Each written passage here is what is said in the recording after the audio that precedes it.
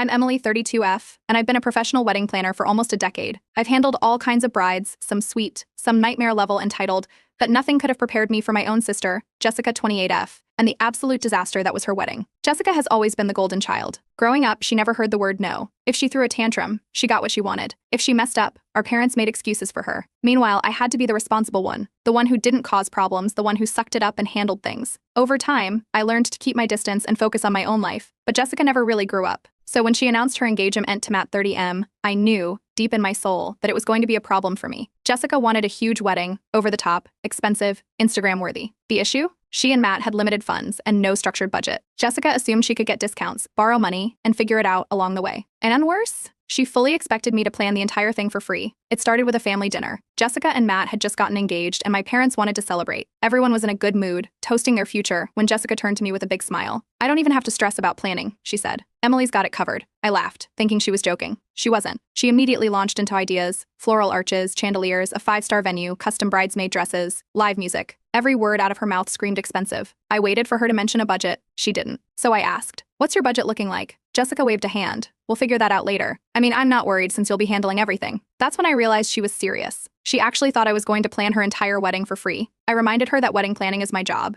It's how I pay my bills. I told her I'd be happy to help in small ways, like recommending vendors or giving advice, but I couldn't plan the whole thing for free. Jessica immediately went into victim mode. "Wow, so strangers get your time, but your own sister doesn't? I thought family was supposed to support each other." Before I could respond, my mom chimed in. "Oh, come on, Emily. It's her wedding. You're really going to make her pay? Just do it as a gift." I looked at Matt, expecting him to step in, but he just sat there, awkward and silent. I stayed firm. I can't do an entire wedding for free. I can offer a discount, but I can't do it all. Jessica's mood shifted instantly. Her voice went sharp. "After everything I've done for you? I helped you move. I watched your dog that one time." I blinked. "You mean the time you let him pee on my couch because you didn't take him outside?" That set her off. She started going on about how selfish I was, how I didn't appreciate her, how I was ruining her wedding dreams. And of course, my parents took her side. By the end of dinner, I was the villain. The next few weeks were hell. Jessica refused to speak to me, but she had no problem talking about me. She posted vague messages on social media about family betrayal, and some people only care about money. Our extended family started calling and texting, telling me to just do it for her. Apparently, I was ruining her once-in-a-lifetime moment over something as silly as money. At one point, my mom actually begged me to apologize. "Just tell her you'll do it," she said. "She's under so much stress."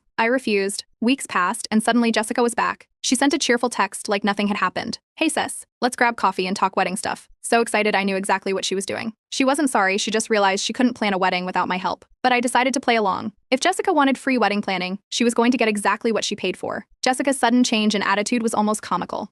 After weeks of the silent treatment and social media posts about fake family, she popped back up like nothing happened. She sent a text full of exclamation points, talking about how excited she was to finally start planning the wedding together. I already knew what was happening. She wasn't apologizing, she was just out of options. Still, I played along. We met for coffee, and she immediately launched into her new strategy. This time, she wasn't demanding I plan everything. She was acting like she only needed a little guidance. Just some recommendations, a bit of advice here and there. Nothing major. I nodded, sipped my drink, and let her talk. Then came the first jab. She laughed and said it was so crazy that her own sister wouldn't do more to help, but she'd make it work somehow. She even mentioned how her friend's sister planned her wedding for free. I smiled and told her to start by figuring out her budget. Jessica had no budget. She wanted a luxury wedding but assumed she could cut costs by getting deals and DIYing things. I told her the reality: big weddings cost money. There are no secret industry discounts. If she wanted quality vendors, she needed to pay them. She waved me off and asked for my contacts. I gave her a few names, but that was it. I didn't call anyone, negotiate, or set up meetings for her. She had to handle it herself. Within a week, the complaints started rolling in. The florists were too expensive. The caterers wouldn't work with her. The venue she wanted required a massive deposit. She called me, frustrated. "I thought you knew people." I reminded her that vendors don't give out free services just because someone's sister is a wedding planner. She huffed and said she'd handle things herself. Then came the dress disaster. She picked out a designer dress that was thousands over her budget, then looked at me expectantly, waiting for me to fix it. I shrugged. Maybe look for a cheaper option. She was not happy. Determined to save money, she decided to DIY everything. Invitations, decor, centerpieces, except she had zero artistic ability. She tried to hand paint wedding signs, but the lettering was wobbly, and the paint smeared. She attempted floral arrangements, but the flowers wilted because she didn't store them properly. She bought discount table runners that arrived wrinkled and fraying at the edges. I warned her, again, that some things are worth paying for. She rolled her eyes and called me negative. Then came the venue disaster. She found a place she loved and put down a non-refundable deposit without checking contract details. 2 weeks later, she changed her mind and wanted me to fix it. I told her there was nothing to fix. The deposit was gone. That's when she started to panic. She came over, sat on my couch, and started venting about how stressful everything was. Matt was frustrated with her. Vendors weren't responding. Things were piling up. I listened, waiting for the moment she would ask for real help.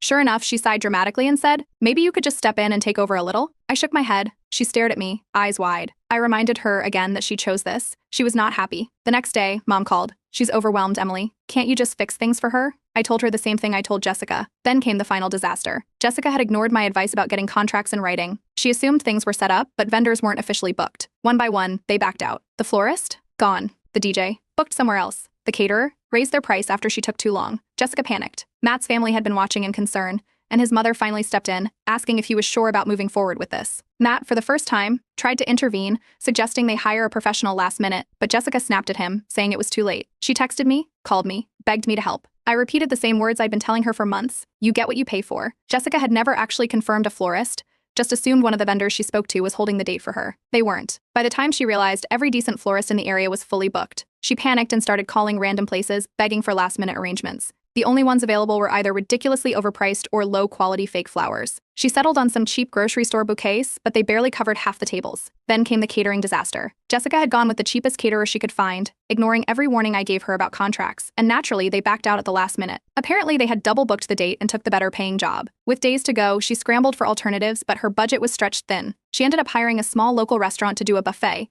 but they could only provide basic trays of food, nothing fancy. And then the dress. The dress she had to have, the one that was way over budget, it finally arrived, and it didn't fit. The alterations she assumed were being done, never scheduled. She tried squeezing into it, but the zipper barely went up, and the sleeves were too long. She called the boutique, but at this point, there was no time to fix it. Her solution? Crash diet and pray. Meanwhile, I got a text from one of her bridesmaids. She was dropping out. Apparently, Jessica had been making endless demands, forcing them to redo their dresses, insisting on last-minute changes, expecting them to foot the bill for extra things. They were over it. By the end of the day, 2 more bridesmaids backed out. Jessica was furious. She blamed everyone but herself. Then, Matt called me. He sounded exhausted. I don't know what to do anymore, he admitted. I've tried getting Jessica to plan properly, but she just keeps brushing me off. He had asked his groomsmen to step in, even suggested hiring a professional at the last minute, but Jessica refused to hear it. Now, with the wedding just days away, the chaos was fully sinking in. He asked me, almost pleading, to step in and help. I told him no. Jessica had made it clear she didn't need a planner. She wanted to do things her way. A few hours later, Mom called. She was demanding that I fix things. Your sister is having a breakdown. Just step in, do something. I repeated the same thing I told everyone else. You get what you pay for. Jessica was still holding on to her DIY dream, but at this point, it was looking rough. The table centerpieces were uneven and lopsided. The signage she painted had streaky letters. The homemade wedding favors looked like something from a kid's craft project. She spent 2 nights before the wedding trying to salvage everything, staying up late gluing, recutting, redecorating. It wasn't working. Meanwhile, word was spreading. Guests were whispering about how chaotic everything was. Matt's family in particular was horrified. Then, the music issue hit. Jessica never actually booked a DJ. She thought she could just find someone closer to the date. By the time she checked, no one was available. With no entertainment planned, Matt suggested using a Bluetooth speaker and a playlist. Jessica lost it. By now, the stress was getting to her. She was snapping at everyone, blaming everyone, throwing tantrums, and then she made her final desperate move. She showed up at my place, eyes red, voice shaking. Please, she begged, just help me fix this. I looked at her. This was the moment she finally admitted she needed me. But it was too late. I repeated the words I'd been telling her all along. This is what a free planner gets you. She lost it, screaming, crying, telling me I ruined everything. Matt stood behind her, arms crossed, watching. For the first time, he looked like a man rethinking everything. And the wedding hadn't even happened yet. The wedding day arrived, and from the moment the sun rose, it was a disaster. Jessica had chosen an outdoor venue with no backup plan, no tents, no covered areas, just an open garden. The weather forecast? Heavy rain. By noon, dark clouds rolled in. By the time guests started arriving, the rain poured. People scrambled for cover under trees, huddling under whatever umbrellas they had. The cheap, flimsy DIY decorations Jessica spent weeks working on, soaked. The watercolor signs she painted, smudged beyond recognition. And then the seating chaos began. Jessica never arranged a seating chart, assuming people would just figure it out. They didn't. Guests wandered around, confused, asking where they were supposed to sit. Elderly relatives stood around awkwardly, waiting for someone to guide them. The venue staff asked who was in charge. Jessica? Too busy screaming at the rain. Matt? Nowhere to be found. Then, the florist's mess came to light. Jessica's last-minute plan? Buy discount flowers and arrange them herself the morning of the wedding. She ran out of time, threw them together in a panic, and ended up with sad, wilted, uneven bouquets. When she saw how bad they looked, she threw them on the ground in frustration. But the real disaster? The caterer. The cheap replacement she hired last minute was supposed to arrive by 3 p.m. They didn't show. By 4 p.m., still nothing. Guests were hungry, wet, and grumpy. Jessica called them, screaming into the phone. They said they were on their way. They finally showed up at 5:30 p.m., with half the food missing. Apparently they had another event and ran out of supplies. Now, not only were people soaked and miserable, but half of them didn't even get a meal. Meanwhile, the bridesmaids, the ones who stuck around, were done. They stood in the corner, arms crossed, refusing to lift a finger. Jessica had treated them horribly for months, so now, they let her sink. Jessica's meltdown was building. And then, Mom snapped. She burst into tears in front of everyone, complained loudly about how she couldn't believe this was happening, and how all of Jessica's dreams were ruined. People stared. Then came the venue manager. They pulled Jessica aside. The event had gone completely off schedule, and because she didn't communicate anything, the staff had no idea what was happening. They were threatening to cut the night short if things didn't get organized immediately. Meanwhile, Matt's family, watching in horror. His parents sat at their table, whispering to each other, looking beyond uncomfortable. His mother at one point shook her head and sighed. Then came Jessica's dress disaster. It still didn't fit. The zipper barely stayed up. She kept tugging at it, fuming. It was too late to fix it. Her solution? Pinning the back together with safety pins. By now, guests were checking their watches. Some were already leaving, grumbling about the rain, the missing food, the lack of music. And speaking of music, no DJ. Jessica thought I'd book one. I didn't. Her backup plan? A Bluetooth speaker. Halfway through the night, the music randomly stopped, and nobody knew how to fix it. By now, guests were whispering about how bad everything was. And then, the final humiliation. People started taking photos. They posted on social media. Pictures of the ruined decorations, the empty buffet tables, the bridesmaids standing off to the side, refusing to help. It was all over Instagram and Facebook before the night even ended. Jessica? Livid. She stormed up to me, blaming me for everything. The vendors, the weather, the food, the guests leaving early. All my fault, apparently. I didn't react. I just repeated the same thing I'd been saying for months. This is what a free planner gets you. Matt? Silent. But I saw it in his face. The realization. The regret. And at that moment, I knew. This wedding wasn't just a disaster. This marriage wasn't going to last. The wedding was over, but the real fallout had just begun. Jessica and Matt had planned a honeymoon, a luxury beach resort in Mexico. Except there was one problem. Jessica couldn't afford it. Between all the last-minute vendor replacements, the overpriced food, and the rushed DIY disasters, she had burned through whatever little budget she had. She tried to move things around, but the resort wouldn't refund the deposit, and there wasn't enough money left for flights, activities, or even the hotel balance. So instead of sipping cocktails by the ocean, Jessica spent the first week of her marriage sulking at home. And Matt? He barely spoke to her. By the second week, Matt started pulling away. He stayed at work longer. He went out with friends more. He stopped responding to her constant texts as quickly. Jessica tried to pretend everything was fine. She posted filtered photos of the wedding, carefully avoiding the disaster shots that had already been spreading online. But people weren't fooled. Friends and family had been there. They saw the chaos. They heard the whispers. They watched the disaster unfold in real time. And then there was social media. Some guests, especially Matt's side, had posted about the wedding. One of the bridesmaids made a not-so-subtle post. I've been to some messy weddings before, but this one takes the cake. A distant cousin uploaded a picture of the soap decorations with the caption, DIY isn't for everyone. And then, someone no one knows who uploaded a full breakdown of the disaster to a wedding Facebook group. People ate it up. Complete strangers were commenting, laughing, calling it the worst wedding story they've ever heard. Jessica, mortified, she went into damage control mode, trying to rewrite history. She told people it wasn't her fault. The vendors scammed her. The weather betrayed her. The guests were ungrateful. And of course, her favorite excuse, I sabotaged her. At least, that's what she told our parents. They tried to guilt-trip me, again, saying I should have just helped a little, and that I should feel bad for how things turned out. I didn't. Because while Jessica was drowning in embarrassment, I was getting calls from people who had been at the wedding. Matt's cousins, some of them had engaged friends who now wanted to hire a real planner. Me. Even some old classmates who heard the story through the grapevine reached out. My business? Gaining some unexpected attention. While I had a few inquiries from guests who wanted to avoid a similar disaster, I was also getting messages questioning whether I had set Jessica up. Meanwhile, Jessica? Falling apart. And so was her marriage. Matt had seen it all firsthand. He knew how reckless she had been, how disorganized, how quick she was to blame everyone but herself. And slowly he checked out. At first it was small things. He stopped engaging in conversations. He left the house more. He stopped tagging Jessica in posts. Then, the real signs started showing. He canceled plans with her. He spent weekends at his parents' house. And one day, he finally admitted it. He wasn't sure if he wanted to be married anymore. Jessica? Lost it. She begged. She screamed. She tried to guilt him into staying. But Matt, done. 1 month after the wedding, Matt moved out. 2 months later, he filed for divorce. Jessica spiraled. She called everyone she could, trying to get people on her side. Mom? Still defending her. Dad? Silent. Extended family? Avoiding her. People had seen too much. And me? I moved on. A small part of me wondered if I could have done more, if standing my ground had been too harsh. But then I remembered the months of manipulation, the entitlement, the way she tried to destroy my business afterward. Jessica had every chance to fix this, and she threw them all away. I let out a breath and moved on. Nothing. The wedding had been a disaster, the honeymoon never happened, and within weeks, Matt had checked out completely. At first, he was just distant, working late, making excuses, avoiding long conversations. Then he started staying away more and more. He crashed at his parents' house some nights. Jessica would call, texting nonstop, but he barely responded. The tension boiled over when Jessica's financial nightmare hit full force. Turns out she had taken out multiple loans for the wedding, maxed out credit cards, and completely drained her savings. She went to her parents, begging for help. At first, Mom tried to reason with Dad, saying Jessica had been through a lot. But when Dad refused, she hesitated before finally relenting. Jessica, we've done everything we could for you.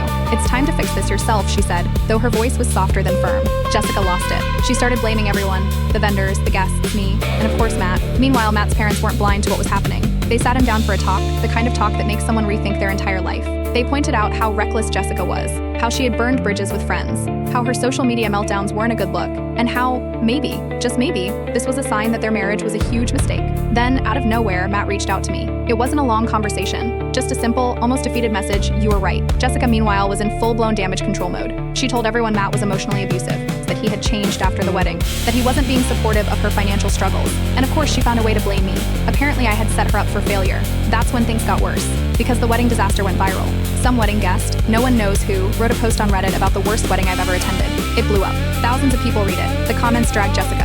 People laughed at the lack of food, the rain disaster, the Bluetooth speaker playlist, the fact that her own bridesmaids abandoned her. Jessica saw it. At first she tried to downplay it, laughing it off as exaggerated rumors. But as more and more people commented, she began scrambling for control. She posted long-winded explanations, painting herself as a victim of bad luck and sabotage, but few bought it. No names were mentioned, but everyone knew who she was talking about. And then, the final nail in the coffin. Matt discovered that Jessica had taken out a loan in his name. She had lied to him, using his information to get extra money for the wedding. That was it. Matt filed for divorce just 6 weeks after the wedding. He had also spoken to a lawyer about the loan Jessica had taken out in his name, and while he couldn't annul the marriage, he had grounds to sue for fraud. Jessica? Shattered. She showed up drunk at our parents' house, screaming and crying about how everyone was against her. Mom called me, pleading with me to talk to Matt and convince him to stay. I didn't even respond. Meanwhile, Jessica tried to win Matt back. She love-bombed him, grand gestures, long messages, promises that she would change. But Matt, already done. While her life crumbled, mine was thriving. The viral wedding disaster story? It actually brought business my way. People started reaching out, saying they never wanted to end up like Jessica and needed a real planner.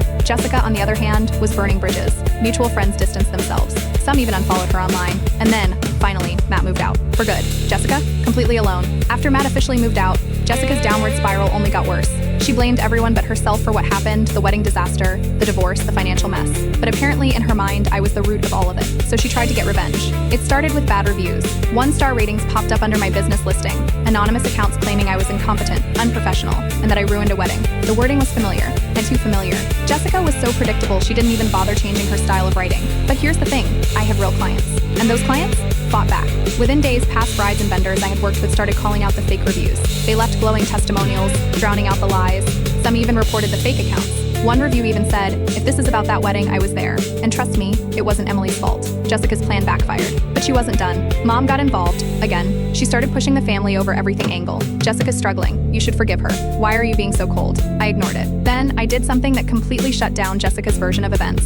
I wrote my own post. No drama, no name calling, just a timeline of what really happened. I explained how I warned Jessica from the start, how she ignored all advice, how she treated people terribly, how she tried to destroy my career afterward. It blew up. People started sharing it, commenting on it, supporting me. Jessica? Silent. Well, for about a week. Then, she tried to pull the sympathy card. She started a GoFundMe. The title? Starting Over After Betrayal. She wrote a dramatic story about how she was left with nothing and how certain people had turned against her. It got $0, not a single donation. Meanwhile, real life hit her hard. She had slacked off at work during the wedding chaos, constantly leaving early to handle last-minute issues.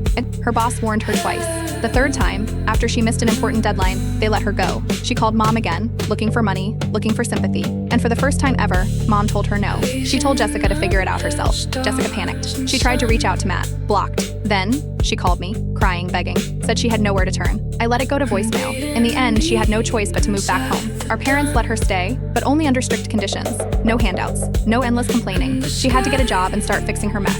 Jessica went quiet. People avoided her. Friends distanced themselves. She was the cautionary tale now. And while her life collapsed, mine took off. The viral wedding disaster. It got me noticed. A high-profile client reached out. The budget? More than Jessica's entire wedding cost. My business? Thriving. Jessica? Watching from the sidelines. Then, out of nowhere, she tried befriending me again. Acting sweet. Acting like she wanted to rebuild our relationship. I knew exactly what she wanted. Money. I looked at her and said, "You get what you pay for." And then I walked away. Jessica? Broke. Unemployed. Alone. Jessica finally hit rock bottom, and this time, no one was there to catch her. She spent weeks sulking at home, avoiding reality, waiting for someone to bail her out like they always had. But that day never came. Mom stopped paying for her expenses. At first, Jessica thought it was temporary, that if she threw a big enough tantrum, Mom would cave. But instead of giving in, Mom stood firm. No more handouts. No more excuses. Jessica had to figure it out on her own. That meant getting a job. She tried applying to different places, but every time, her attitude got in the way. She expected management positions despite having no real experience. She demanded higher pay despite burning bridges in her industry. She hopped from interview to interview, but nobody wanted to deal with someone entitled and unreliable. Then came the final blow. She found out Matt had moved on. Not just dating, actually happy. A few months after leaving Jessica, he met someone new. Someone put together, drama-free, the total opposite of Jessica. And that's when she lost it. She went on a full rant, telling anyone who would listen that Matt had betrayed her, that he was already seeing this woman before they split, that he was fake and a cheater. But no one cared, because everyone knew the truth. Matt had tried. Matt had put up with her nonsense for too long, and now he was thriving. Meanwhile, my business was exploding. After the viral wedding disaster, I had so many new clients I could barely keep up. My name was out there, and suddenly I was booking bigger weddings, bigger budgets, even a celebrity client. Jessica saw all of it. She knew she could have had a perfect wedding if she had just respected my boundaries. And suddenly she started telling people exactly that. She admitted that she should have paid me, and that she made a mistake. But at this point, no one felt sorry for her. She had burned every bridge. Then, her final act of desperation, she reached out to me, one last time, acting sweet, acting like she just wanted to talk things out. I already knew why she was really there. She needed money. She needed help. I looked her in the eye and repeated the words that had haunted her from the start. You get what you pay for. And I walked away. Jessica, forced to take a low-paying job she would have never considered before. For the first time, she had to earn her way, no handouts, no shortcuts. She stopped posting online after the embarrassment became too much. People moved on, Mom and Dad. At first, they tried to help, offering to pay off a small portion of her debt if she agreed to a financial plan. But Jessica refused to take any responsibility, blaming everyone else. That's when Dad finally put his foot down, telling her no more bailouts. And this time, Mom, though reluctant, agreed. Jessica had already learned her lesson. Some lessons come at a price. Jessica just didn't want to pay it up front.